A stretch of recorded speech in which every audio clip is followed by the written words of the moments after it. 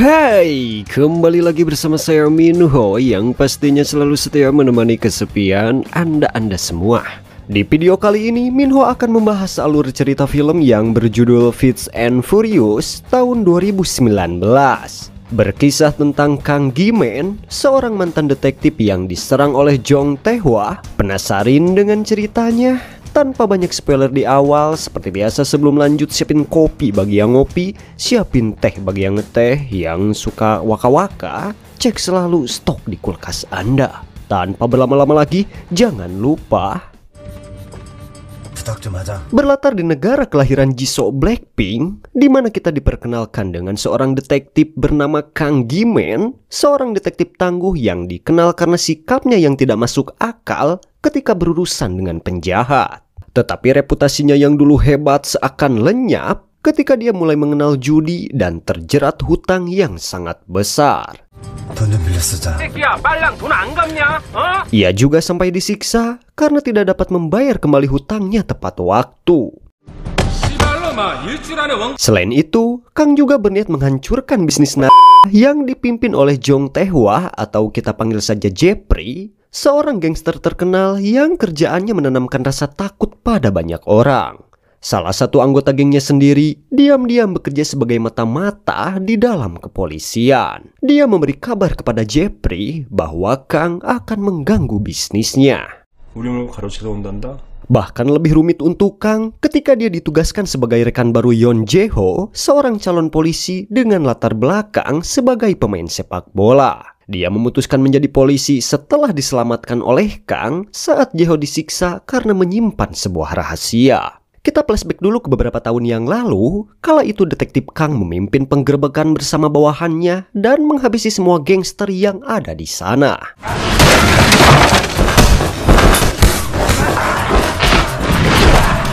Jae-ho sangat berterima kasih kepada Kang sehingga dia termotivasi olehnya dan ingin bergabung dengan kepolisian dengan keinginan membara untuk belajar dari mentor barunya. Tetapi Kang merasa ragu karena dia sudah kehilangan keterampilan dan instingnya sendiri. Meskipun ada keraguan dari Kang, Jae-ho tetap bersikap ramah bahkan mengundang Kang ke pesta ulang tahun putranya yang akan datang. Tindakan kebaikan ini merupakan kekaguman dan rasa hormat Jae-ho yang tulus terhadap Kang. Malam harinya, Kang mulai beraksi. Ia mendatangi markas Jeffrey untuk menyergap dan mengumpulkan bukti untuk menjatuhkannya. Tapi dia tidak mengizinkan Jae-ho keluar dari mobil karena misi ini sangat berbahaya. Tanpa sepengetahuan Kang, rupanya Jeffrey sudah mengetahui rencananya berkat si pengkhianat.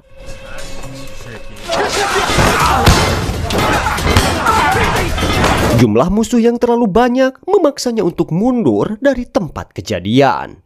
Namun tiba-tiba sampai pisau itu patah dan menancap alam. Kang yang kesakitan berusaha melawan dan dengan tenaga yang tersisa Kang berniat untuk kembali ke kantor, namun ia lagi-lagi dihadang oleh anak buah Jeffrey. Tapi untungnya Jae-ho datang tepat waktu. Jae-ho kemudian membopong Kang untuk pergi ke rumah sakit. Tapi mereka lagi-lagi dikejar oleh bawahan Jeffrey. Melihat kondisi Kang yang sudah tidak walakaya, Jae-ho mengorbankan dirinya agar Kang dapat segera pergi ke rumah sakit. Setelah insiden tragis itu, Jae-ho dan Jeffrey kehilangan kaki tangannya yang berharga. Ketika unit narkoba menggerebek markas kediaman Jeffrey, Jeffrey sudah kabur ke luar negeri, sehingga polisi tidak dapat menemukan jejaknya. 정태현은 흔적도 없이 사라졌어. Sementara di rumah sakit, Kang menjalani operasi untuk mengatasi luka yang disebabkan oleh serangan brutal Jeffrey. Sayangnya para dokter menemukan bahwa potongan pisau yang bersama Kang tidak dapat dihilangkan. Suatu hari, Kang menerima kunjungan dari Park, mantan rekan satu divisinya. Park mengungkapkan suatu hal yang mengejutkan bahwa Jae-ho adalah pengkhianat yang membocorkan rencana Kang. Ketika diinterogasi, Kang terpaksa mengatakan hal yang sama kepada divisi Propam bahwa Jae-ho adalah orang yang menusuknya. Sehingga kasus ini tidak akan melebar kemana-mana. Namun, Kang tetap diliputi rasa bersalah karena menodai nama Jae-ho setelah kematiannya. Kang mengakui bahwa tidak ada pilihan lain. 말이 없다고 이렇게 아무 말이나 막 해도 되는 거면서 이거 말이 안 되잖아. 3 tahun berlalu, dan pembuat film dokumenter bernama Gokhyun, kita panggil saja Bayu, yang berasal dari Korea Utara ini menunjukkan ketertarikan untuk bertemu Kang. Bayu ingin membuat film dokumenter yang mengeksplorasi kehidupan misterius Kang dan telah memicu desas-desus warga sekitar yang menggambarkannya sebagai sosok yang menakutkan. Bayu bertekad untuk mengetahui lebih dalam cerita Kang, namun Kang enggan untuk direkam tanpa persetujuannya. Bayu pun berhasil menyusup ke rumah Kang. Namun saat sudah sampai di dalam, Bayu melihat Kang yang kesakitan sambil mencengkram kepalanya. Malam harinya, Kang terbangun dari pingsan. Ia menemukan sebuah amplop dengan nomor telepon Bayu di dalamnya. Dia juga menemukan sebuah flashdisk yang berisi wawancara video dengan istri Jae-ho. Karena hal ini, Kang merasa bersalah. Ia bertekad untuk memulihkan reputasi Jae-ho yang rusak. Keesokan harinya, Kang menghubungi Bayu dan setuju untuk berpartisipasi dalam film dokumenternya. Dan motivasinya adalah untuk menangkap Jeffrey dan membersihkan nama Jae-ho. Tetapi sebelum memulai misi mereka, Kang merasa harus berbicara dengan istri Jae-ho. Kang ingin istri Jae-ho menemukan kedamaian dan membiarkan Kang menebus kesalahannya. Setelah itu, Kang berfokus untuk menemukan Jeffrey. Dia juga mendokumentasikan setiap langkah misinya bermaksud untuk mengungkapkan sejauh mana kejahatan Jeffrey kepada dunia. Dia juga menjadikan rekaman tersebut sebagai bentuk permintaan maaf kepada keluarga Jae-ho. Untuk menyelesaikan tugas berbahaya ini, Bayu membutuhkan uang dan tanpa ragu Kang menyediakan dana yang diperlukan demi keberhasilan misi mereka. Kang pun mencari bantuan dari Park dan meminta dokumen kepolisian. Di dalam dokumen berisi informasi tentang wanita penghibur yang menjadi korban kekejaman si Jeffrey. Dengan dokumen tersebut, Kang berhasil mendapatkan petunjuk seorang wanita bernama Choi Sul-ran, atau kita panggil saja Sarah, yang merupakan teman dari korban terakhir Jeffrey. Kang yakin jika mereka menemukan Sarah, pada akhirnya akan membawanya ke Jeffrey. Malam harinya, Kang dan Bayu menuju ke rumah kos yang terletak di gang. Ia pun menghampiri penjaga di sana dan menyuruh pria itu untuk memanggil Sarah, namun si penjaga tidak mau. Alhasil, Kang pun memberi sedikit pelajaran. Tidak lama kemudian Sarah pun muncul. Kang langsung bertanya mengenai Han Song-hwa, kakaknya Sarah yang diculik.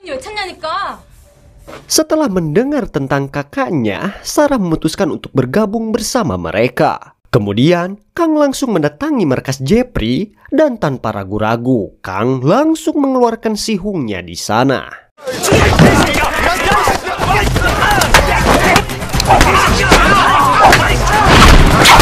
Setelah itu, Kang dengan cepat menginterogasi salah satu bawahan Jeffrey dengan menggunakan suluh yang ruhai guna mendapatkan informasi penting darinya.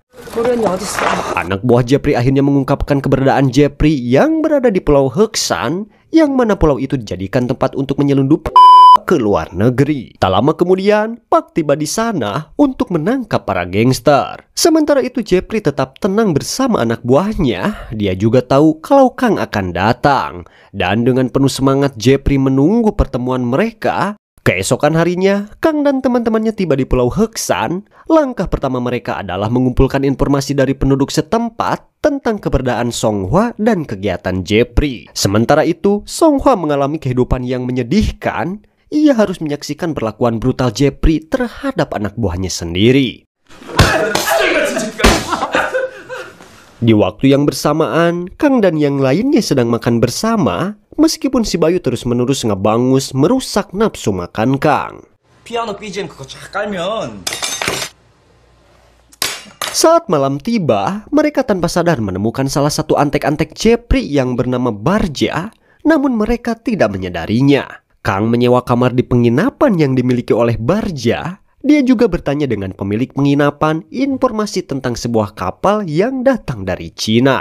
Menurut informasi bahwa kapal ini akan digunakan untuk operasi penyelundupan milik si Jeffrey. Tidak diketahui oleh Kang, Bayu, dan Sarah bahwa anak buah Jeffrey diam-diam mengikuti mereka dan memantau setiap gerak-gerik mereka. Bayu menyadari ini saat melihat ulang rekaman video dan melihat beberapa orang yang mencurigakan. Dengan cepat, Bayu akan mencari Kang untuk memperingatkannya tentang bahaya yang akan segera terjadi. Bayu juga memberi Sarah sebuah peluit dan menyuruh untuk menghewotnya jika dia merasa ada ancaman. Saat anak buah Jepri mengamati Kang dengan seksama, Songhua memanfaatkan waktu untuk melarikan diri dari cengkraman Jepri. Dia pun menggunakan segala cara agar bisa melarikan diri. Sementara Kang yang berada di sebuah gereja untuk meminta ampunan kepada Sang Pencipta atas dosa di masa lalunya, tiba-tiba terganggu ketika anak buah Jepri datang. Kang pun mengambil pena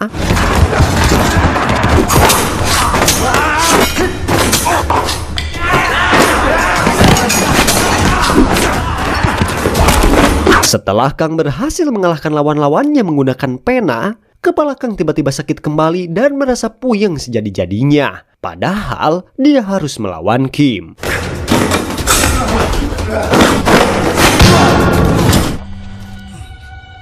Kang pun terjatuh. Untungnya Bayu datang tepat waktu dan langsung memukul Kim menggunakan tasnya. Kim yang lengah akhirnya berhasil ditumbangkan oleh Kang. Ketika Kang terbangun, dia mengungkapkan rasa terima kasihnya kepada Bayu karena telah menyelamatkan hidupnya. Kemudian Kang mengambil ponsel Kim dan berniat untuk menghadapi Jepri secepatnya. Sebelum berangkat, Kang mempercayakan Bayu untuk menjaga Sarah sampai dia kembali. Tak lama kemudian telepon Kim berdering mengungkapkan bahwa peneleponnya adalah Park. Jadi selama ini Park adalah pengkhianat yang membuat Jae-ho meninggal. Selain itu, Park juga yang membuat anak buah Jepri meninggal agar bisa menyembunyikan keburukannya. Sementara itu, Sarah tidak sengaja mendengar percakapan antara Barja dengan ibunya, menyatakan bahwa Barja menyukai saudara perempuannya Sarah. Barja juga menyimpan barang-barang Songhua di gudang, termasuk pakaian jero dan kartu identitasnya. Sarah memutuskan untuk diam-diam menyelinap ke dalam mobil bak Barja. Bayu yang melihat apa yang dilakukan Sarah langsung mengejarnya. Dia tidak mau Sarah masuk ke markas Jepri. Sementara itu Kang mengatur pertemuan mengejutkan dengan Park, orang yang mengkhianatinya. Niat jahat Park yang sebenarnya terungkap menunjukkan bahwa dia ingin memanipulasi situasi untuk keuntungan dirinya sendiri. 정태와 제끼고 Park pun menunjukkan sifat jahatnya dan langsung menyerang Kang. Namun ketahanan dan keterampilan Kang dalam bergelut lebih memungkinkan dia untuk mengatasi si pengkhianat ini.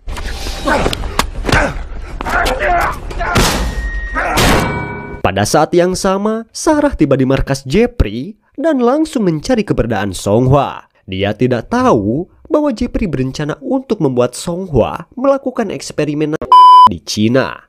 Namun tiba-tiba Barja mengeluarkan segepok uang untuk membeli Songhua. Ia dengan tega mencuri tabungan milik ibunya agar bisa menyalurkan. Jepri yang mendengar itu menjadi marah dan langsung menyiksa si Barja. Beralih ke Sarah yang berhasil menemukan Songhua dan dengan cepat membebaskannya. Namun pelarian mereka diketahui oleh anak buah Jepri. Sarah menyuruh Songhua untuk lari. Dia juga memberikan peluit yang diberikan Bayu, berharap itu akan membantunya mencari bantuan. Meskipun Songhua berusaha untuk bersembunyi, si Barja tetap bisa menemukannya. Songhua yang putus asa meniup peluit Bayu, berharap seseorang akan datang untuk menyelamatkannya. Untungnya Bayu mengenali suara itu dan bergegas untuk membantu. Sementara Jepri berhasil menangkap Sarah sebagai pengganti Songhua dan berencana untuk membawanya ke Cina. Di tengah kekacauan, Bayu menghubungi Kang dan memberitahu semua kejadian yang terjadi. Kang dan Bayu segera bergegas ke pelabuhan karena Sarah sudah dibawa ke sana dan dipaksa untuk mencoba.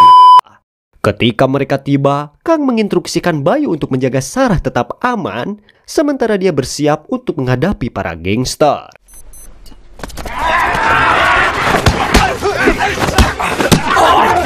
Dengan berbagai jurus yang Kang miliki dan tekad yang tak tergoyahkan, ia berhasil menumbangkan mereka. Setelah mengalahkan para anak buah Jepri, Kang langsung mengejar Jepri sampai ke dalam kapalnya. Dan pertempuran pun meletus. Namun tiba-tiba kepala Kang puyeng lagi. Si Jeffrey pun mencoba untuk menghabisi Kang. Namun Kang tetap tidak bisa dihancurkan. Dia menolak untuk menyerah.